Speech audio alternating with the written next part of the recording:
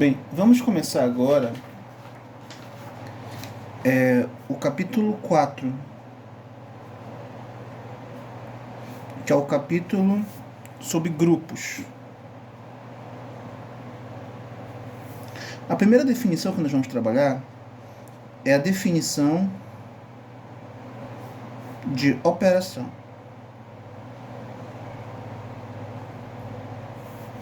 Então vamos lá. Operação é um conceito que você ouve, né? Operação de adição, operação de multiplicação. Mas vamos trabalhar com a definição formal de operação. Então vamos lá. Dados dos conjuntos A, B e C chama-se operação de A cartesiano B em C. Lembrando que o produto cartesiano é um conjunto de pares ordenados, em que a primeira componente está em A e a segunda está em B. A toda função de A cartesiano B em C. Ok? Então, o que é um produto o que é uma operação? Uma operação é uma função. É uma função de um produto cartesiano em outro conjunto. Ok? Então vamos colocar como está na apostila. Nessas condições,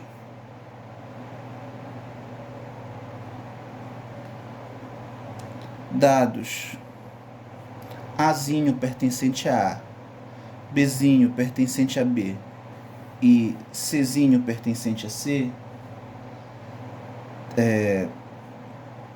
tais que, vou colocar aqui, a B, C pertence à função, né? Escreve-se, a gente escreve assim, né? A se relaciona com B, que é a mesma coisa que a... Desculpa, gente. A função de A em B, perdão, a função no ponto AB, que é igual a C. Ok? Então, é análogo à ideia que nós construímos anteriormente, né? Que diz que se x, y se relaciona com R, pertence a R, a gente diz que... ou melhor, a ideia de função, né? Se AY pertence à função, eu posso dizer que f de x é igual a y. Então, analogamente, vou colocar nesse espaçozinho aqui, se eu tenho ABC em f, significa que f AB é igual a C. Ok? Então é análogo. É a mesma ideia, só que no caso eu tenho uma função de duas variáveis. Ok? Então, dando prosseguimento, nós vamos falar aqui de teorema da operação membro a membro. Operação membro a membro é uma coisa que nós já fazemos. Por exemplo, quando eu digo que 2 é igual a raiz de 4, eu tenho essa igualdade, né? A gente sabe que essa igualdade é verdadeira. Mas se eu pegasse e somar com 5 no primeiro membro e somar com 5 no segundo membro, a igualdade não continua verdadeira? Pois é, então essa propriedade de eu somar membro a membro e a igualdade continuar verdadeira é a chamada adição membro a membro. Analogamente, nós também temos a multiplicação membro a membro. Se 2 é igual a raiz de 4, então eu posso dizer que 5 vezes 2 é igual a 5 vezes raiz de 4. Ok? Então, é a mesma ideia aqui. A primeira delas, né, eu tenho seja f uma função de A cartesiano em B em C. Isso aqui o que é? Isso aqui é uma operação. Então, toda função dessa forma, em que o domínio amplo cartesiano é uma operação. Ok? Então, a primeira propriedade, eu não vou demonstrar essas propriedades, que eu as considero elementares. Tá? Então, eu vou colocar aqui, dados A1 e A2 pertencente a A e Bzinho pertencente a B, eu posso dizer que se A1 é igual a A2, então eu posso operar membro a membro. Vai ficar A1 FB e A2 FB. Ok? Então, fiz a operação membro a membro, em que esse F é o operador. Né? Como assim operador? Por exemplo, se eu tenho isso aqui, ó, 2 mais 3 é igual a 5, a operação é de adição. A operação é de adição. Mas o operador, ele é chamado de mais. Ok? Então, esse operador aqui, esse sinal, é o sinal de mais. Ok? Então, aqui eu fiz uma operação operei com B membro a membro, tá? E o operador é o operador F. Ok?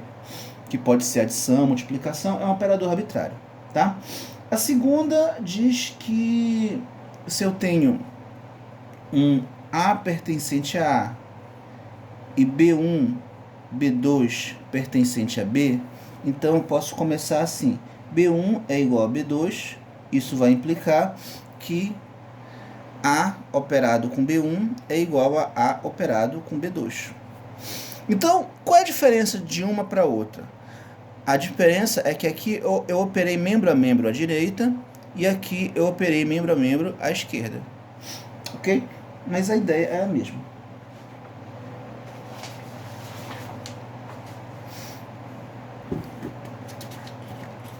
O próximo conceito, que é o conceito 3, é a definição de operação interna. Tá? O que é uma operação interna? Bem, nós já sabemos que isso aqui é uma operação. Quando é que a operação é interna? Colocar assim, disse que F é uma operação interna em A quando for uma operação F A cartesiano A em A. Ok? Então, quando todos os conjuntos forem um conjunto A, a gente diz simplesmente que F é uma operação em A. Nesse caso, a gente também pode dizer que é uma operação fechada, que é chamada propriedade do fechamento.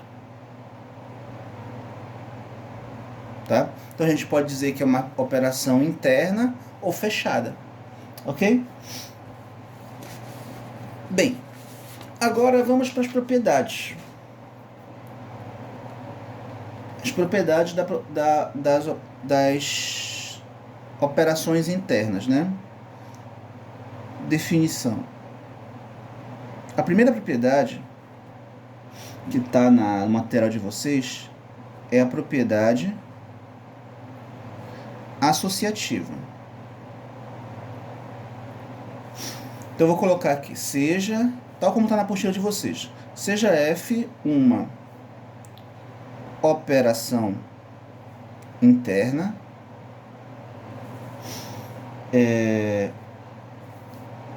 seja F uma operação interna em A, esse interno aqui, ele pode ser omitido. A gente pode dizer, seja F uma operação em A, ok? Disse que F é associativo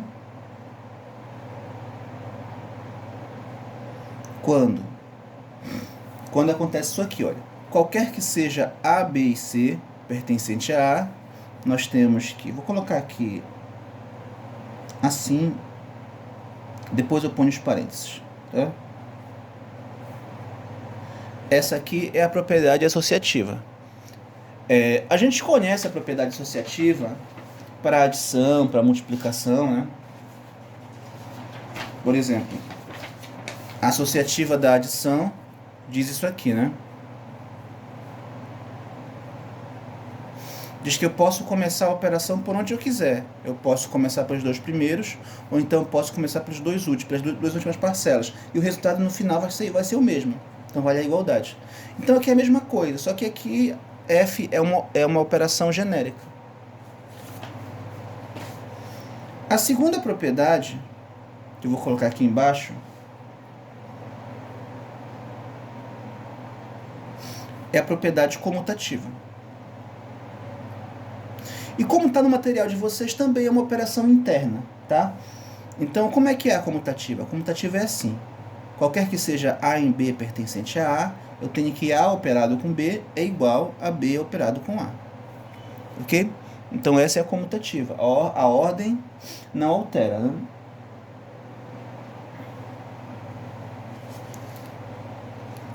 Depois da comutativa, nós temos item 6, que é a... Deixa eu só arrumar aqui os papéis. Item 6 é a propriedade do elemento neutro.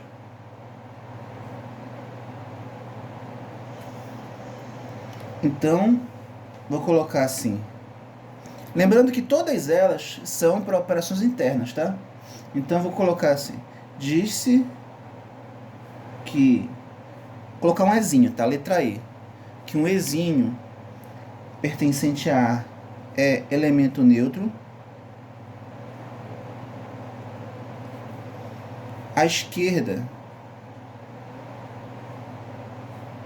vou colocar assim. À esquerda para F em A quando colocar qualquer que seja A, eu tenho que A FE é igual a A, ok? Elemento neutro. Lembrando que o elemento neutro é o elemento que é operado com um elemento qualquer, vai dar o próprio elemento qualquer, ok? E nós temos também o elemento neutro à direita. Quando é que é a direita? Vou colocar aqui. Vou colocar só a direita. A ideia é a mesma, né? Só que a ideia é que vai ficar o E para cá. Tá? Agora, o elemento neutro mesmo, né? Quando vai ser elemento neutro, ou seja, sem essa distinção direita e esquerda, vai ser elemento neutro mesmo quando for para os dois lados. Então, quando eu tenho assim, tanto para a esquerda quanto para a direita, vai dar igual a A. Aí, nesse caso, o ezinho é chamado de elemento neutro. Neutro de F. Deixa eu só colocar para vocês enxergarem. Elemento neutro de F em A. Ok? Bem, agora o cachorro começou a latir, mas vamos tentar continuar, né?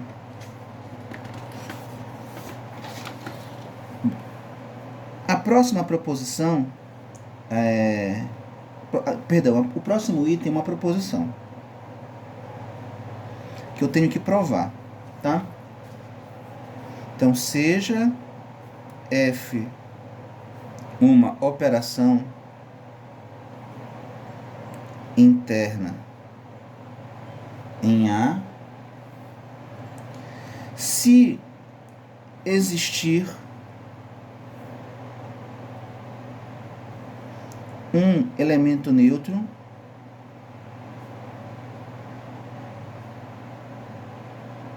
para F, vou colocar assim, para F em A, então ele é único.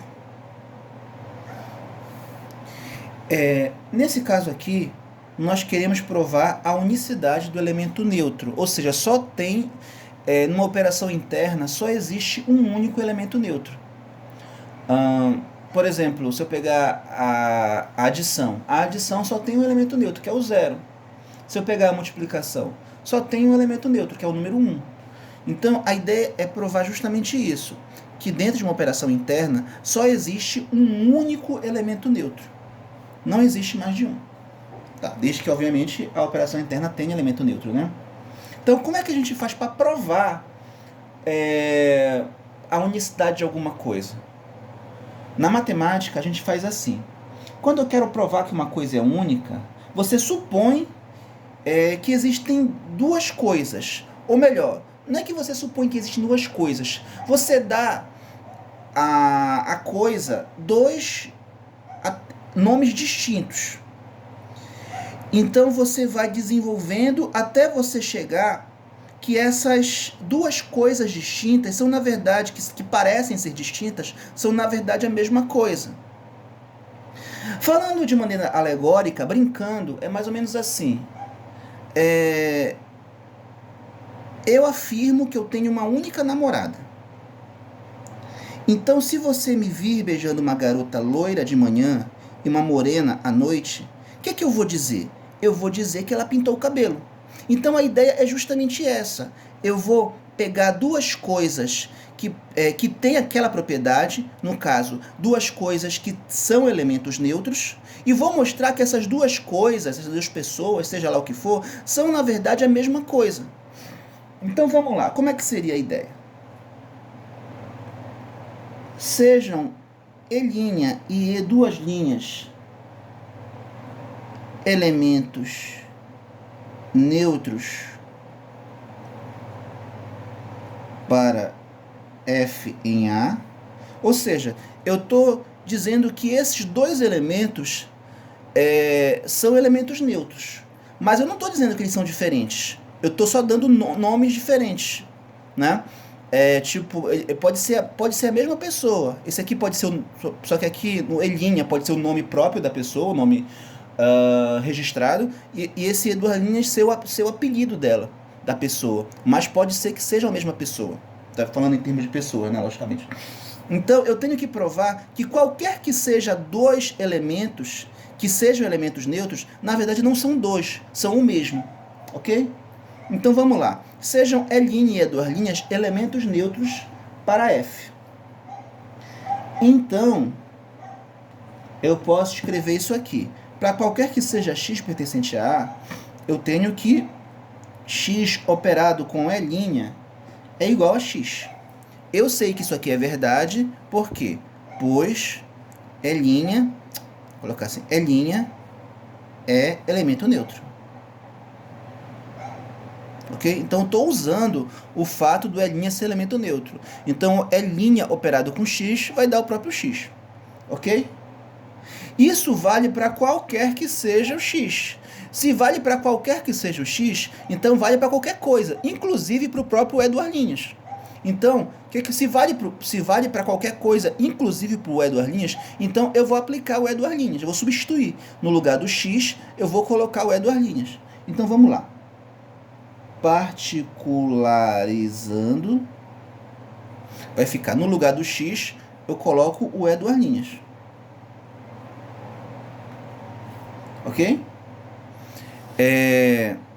Assim,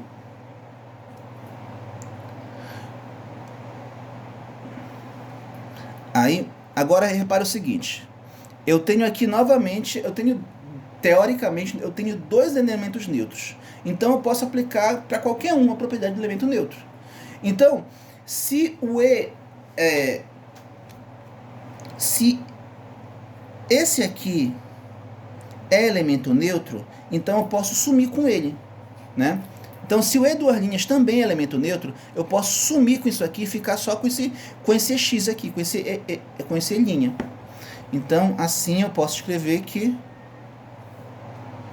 pois E' também é elemento neutro. Então, olha a conclusão que eu cheguei. Eu cheguei à conclusão que o E' é igual a E', o que significa, logo, o elemento neutro é único. Ou seja, não existe mais de um elemento neutro. Toda vez que eu suponho que existem dois, eu acabo concluindo que eles são, na verdade, o mesmo. Ou seja, só existe um único elemento neutro. Tudo bem? Então, vou colocar aqui como queríamos demonstrar. Tá? Então, vamos terminar por enquanto essa aula.